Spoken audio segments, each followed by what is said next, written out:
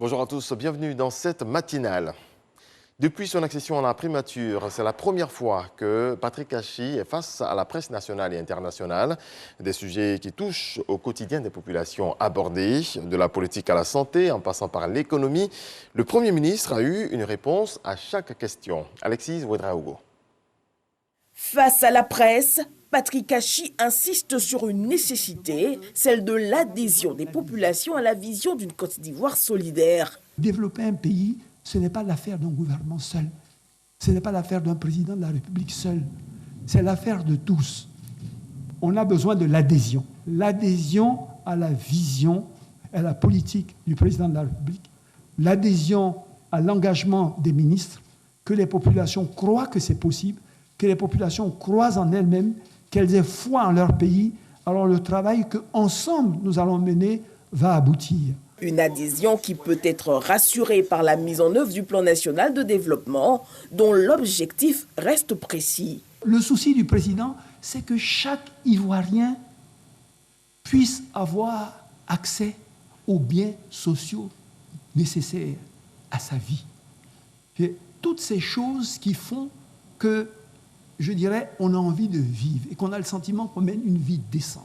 Mais le développement oblige surtout d'importants chantiers, à l'exemple du métro d'Abidjan encore à l'étape des indemnisations et qui devrait d'ici 2025 désengorger le Grand Abidjan, améliorer la mobilité urbaine et créer des richesses. On n'a aucun sentiment de mettre dehors, en particulier des populations fragiles, sans rien, démunies, juste pour le plaisir de le faire. Ça, je peux vous dire.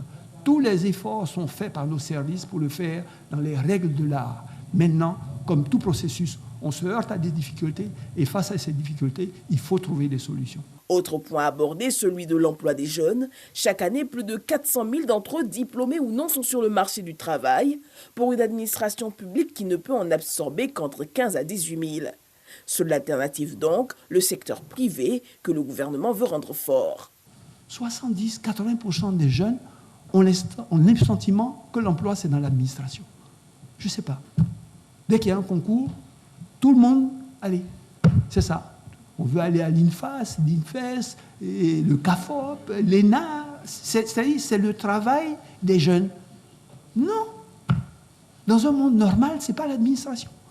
Développer son secteur privé est la priorité des priorités parce que c'est elle qui vous donne les revenus pour améliorer les conditions de vie de vos populations à travers des investissements dans les secteurs sociaux, mais également et surtout créer des emplois massifs. Sur la question du foncier, de l'hébergement, de la lutte contre la corruption, de l'amélioration du système judiciaire, l'État se veut ferme. Le président de la République ne reculera pas devant cet engagement. C'est une condition sine qua non au développement du secteur privé, à la création d'emplois et au fonctionnement adéquat et efficace de l'administration. On n'a pas le choix. Au chapitre politique, Patrick Kachi salue l'engagement du chef de l'État à renforcer la cohésion sociale. Les actes qui ont été posés par le président, peut-être ça, je sais pas, les gens ont l'impression que c'est normal, mais pour nous qui au quotidien travaillons sur ces questions, c'est exemplaire, c'est exceptionnel. Il m'a instruit en ce qui concerne effectivement le dialogue politique mené précédemment par le Premier ministre Amadou Gon puis Ahmed Bakayoko, de reprendre, je dirais, dès décembre, la poursuite de ce dialogue politique. Autre sujet majeur, la montée du terrorisme dans la sous-région et son impact à nos frontières.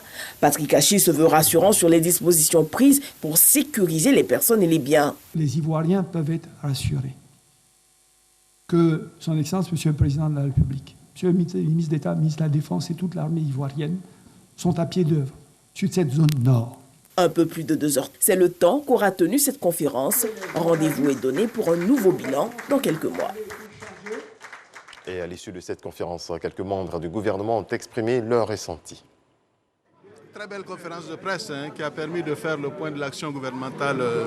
Et nous, en tant que membres du gouvernement, notre rôle est d'apporter le soutien nécessaire à l'action gouvernementale. Ce n'est pas surprenant parce que nous savons la compréhension très fine que le Premier ministre a des sujets qu'il traite et des sujets qui sont ceux du gouvernement.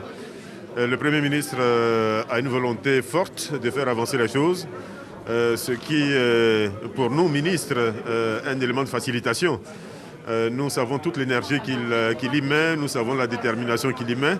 Et notre rôle est facilité. Donc aujourd'hui, j'allais dire, la feuille de route est là. Tout ce qui reste à faire, c'est la suivre, l'appliquer pour le bonheur des Ivoiriens. Et je pense que la leçon est bien comprise. En si peu de temps, ce qui a été fait, le travail qui a battu, surtout dans le domaine du social où j'interviens particulièrement, je pense qu'il y a des choses importantes qui ont été réalisées. Mais il y a beaucoup de défis également qui nous attendent et nous avons bien compris que nous devons tous nous mobiliser et être engagés. Cette occasion a permis à M. le Premier ministre de faire le bilan des activités et d'engager les perspectives attendues du gouvernement. En tout cas, en tant que membre du gouvernement, je suis très satisfait du bilan qui a été dressé. Le Premier ministre nous exhorte à travailler davantage pour que la vision de son Excellence, M. Alassane Ouattara, du développement soit une réalité. C'est hier lundi qu'a démarré le recensement de la population. 28 000 agents recenseurs visitent les domiciles pour numéroter les habitants et soumettre aux résidents un questionnaire sur leur situation. Le recensement général de la population et de l'habitat 2021 va fournir des données permettant de mieux orienter l'action gouvernementale. C'est ce que nous apprend Moussa Konaté. À l'entrée de cette habitation à Trècheville, un agent recenseur marque à la craie le haut du portail. Le geste est le même à Koumassi et à Makori. C'est la phase de numérotation. Elle marque ainsi le démarrage effectif du recensement général de la population et de l'habitat 2021. On a reçu des gens ce matin. Ils ont dit qu'ils sont venus recenser dans la commune, quoi. C'est ça. Qu'après, ils vont repasser, venir poser quelques questions. Les agents recenseurs à l'assaut des ménages, sous la supervision du directeur général de l'Institut national de la statistique, INS. Dans le recensement général, lorsqu'on commence le dénombrement, la première étape est de numéroter d'abord les ménages. Une fois que la numérotation est faite, on passe maintenant à la phase d'identification des personnes dans leur ménage en appliquant notre questionnaire. Donc nous sommes là pour pouvoir effectivement que ce recensement a commencé. Le directeur général de l'INS lance également un appel aux populations. Et à toute la population, qu'elle soit ivoirienne ou non ivoirienne, c'est que les populations ouvrent leurs portes à nos agents recenseurs qui sont déjà sur le terrain, sur toute l'étendue de la Côte d'Ivoire, et que ces agents-là puissent travailler dans de très bonnes conditions. Le recensement général de la population et de l'habitat 2021 se tient du 8 au 28 novembre. La fin de l'impunité pour les crimes commis contre les journalistes instituée le 2 novembre de chaque année par l'UNESCO. En Côte d'Ivoire, c'est le 4 novembre que cette journée a été célébrée et c'est à travers des réflexions. Théodore Zozou, Franck Quadio. Selon Reporters sans frontières RSF, 1200 journalistes tués entre 2006 et 2020 dans le monde. La plupart des 50 assassinats en 2020 l'ont été dans des pays en paix. Pour prévenir alors de telles situations en Côte d'Ivoire, la journée internationale de la fin de l'impunité pour les crimes commis contre les journalistes, célébrée particulièrement ce 4 novembre, est transformée en un moment de réflexion pour passer en revue les menaces et violences faites à la corporation. Nous sommes là pour un plaidoyer. Ce plaidoyer, c'est vraiment faire en sorte que le journaliste, partout où il est, puisse exercer librement, en tout cas son métier. Une approche de l'Union des journalistes de Côte d'Ivoire, UNJCI, qui acquiert l'adhésion du Comité national des droits de l'homme, CNDH. L'institution s'engage ainsi à être toujours pour la défense de leurs droits. Nous estimons à travers cet accompagnement contribuer à la protection des droits et des libertés liées à la fonction de journaliste, mais aussi à la protection de l'intégrité et de la vie de ces journalistes. Pour éviter les bavures policières sur le terrain, et dans l'exercice de leurs fonctions, ces chasubles distinctifs sont remis au CNDH et à la tutelle de chasubles destinés aux correspondants des organes de presse dans les autres régions du pays. Notre pays, fort heureusement, échappe pour l'heure à ces dérives qui entraînent des morts de personnes, de personnalités, dont le rôle et la mission est centrale et cruciale pour la cohabitation sociale et pour la démocratie. Tuer un journaliste, c'est tuer la liberté d'expression. Et Monsieur le ministre, je vous dis que jamais il ne pourra tolérer que cette situation arrive dans notre pays et que toujours vous saurez compter sur lui pour être à vos côtés, pour mener les combats pour la défense de toutes les libertés. La journée contre l'impunité à l'encontre des journalistes est célébrée tous les 2 novembre, une institution de l'UNESCO pour protéger ses collecteurs de l'information qui la recoupe et la diffuse, contribuant ainsi à l'enracinement de la démocratie dans le monde.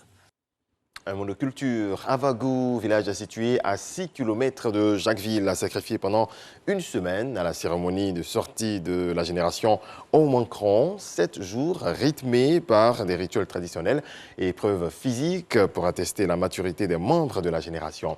Retour sur les temps forts avec Michel Digri. Ce sont des bambous confectionnés par les membres de la génération sortante Omankron. Le sens de ce rituel est donné par le chef de terre d'Avagou. Avant, nous dormons dans des cases en bambou. Ils doivent aller couper des bambous en brousse pour venir. Ils doivent construire aussi une maison pour leur papa de génération. Chaque homme remet le bambou à sa femme de génération. Celle-ci le portera pour faire le tour du village, jusqu'à la plage. Si pendant la procession un bambou tombe, cela est synonyme de malheur. La fête est annulée. Pour cette sortie de génération, les femmes ont relevé le défi à la grande satisfaction de leur mari de génération.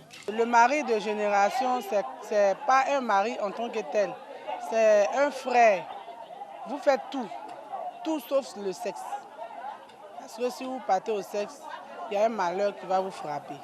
Une fois à la plage, tous les hommes plongent dans la mer, une sorte de purification. Il est formellement interdit de se toucher, quel que soit le nombre des membres de la génération. De grosses plaies qui ne guérissent pas pourraient surgir à l'endroit du contact. Après la baignade, un repas est partagé en groupe pour sceller l'union entre les membres de la génération, désormais aptes à donner leur avis sur les questions liées à la communauté. En Péa-Ladian, ce n'est pas pour prendre le pouvoir ou l'exercer comme chez nos frères Ébrié et Atié, mais c'est pour prendre part à la gestion du pouvoir. Donc ça marque donc notre maturité et notre responsabilité. La fin de cette sortie de génération est marquée par la danse Badan. C'est une danse qui ne sort pas à tout moment, à des occasions précises, à la sortie d'une génération et au décès, donc aux funérailles d'un membre de la génération. Toutes les étapes du rituel ainsi respectées, le témoin peut être passé à la prochaine génération qui sortira dans 2 ans pour perpétuer ce pan de la culture à l'Adjan. Dans le reste de l'actualité, le procès des présumés assassins du président Thomas Sankara et de ses 12 collaborateurs se poursuit. Aujourd'hui, la justice militaire entendra le témoignage du général Gilbert Diandéré, témoignage très attendu. Il était à l'époque le commandant de l'unité qui a mené l'attaque contre Sankara et ses compagnons le 15 octobre 1987. Ce lundi 8 novembre, la Cour a entendu Nindatonde Di Pascal, témoin de la fusillade. Et puis le Français Thomas Pesquet est rentré sur Terre dans la nuit de lundi à mardi après un séjour de 6 mois en orbite dans la Station spatiale internationale. L'aventure s'est conclue par un amérissage réussi à bord d'un vaisseau de SpaceX au large des côtes de Floride, notamment avec 3 autres astronautes et 240 kg de matériel issu d'expériences scientifiques. Voilà qui marque la fin de ce rendez-vous de l'actualité. Excellente journée à vous, paix dans vos foyers.